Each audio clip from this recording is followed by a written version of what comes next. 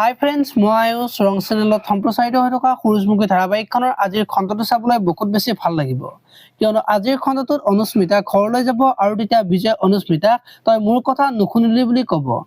আৰু তেতিয়া খুন্দাই ভাল পোৱা ছোৱালীজনীক বিয়া পাতিছে, একো ডাঙৰ কথা হোৱা নাই বুলি ক'ব, আৰু যাৰ কাৰণে তুমি পৰিবাৰ ঘৰখন এৰিব বিচাৰিছা বুলি বিজয়ক ক'ব। আৰু তাৰ পিছত অনুস্মিতা ঘৰৰ ভিতৰলৈ গৈ সোণৰ কথা ভাবি চিন্তা কৰি থাকিব, আৰু খুন্দাই শেৱালীক ইমান মৰম কৰে বুলি ভাবি থাকিব। আৰু খুন্দাই শেৱালীক মৰম কৰা দেখি মোৰ কিয় বেয়া লাগিছে, নিজৰ পত্নীকটো মৰম কৰিবই বুলি ভাবি থকা দেখিবলৈ পাব।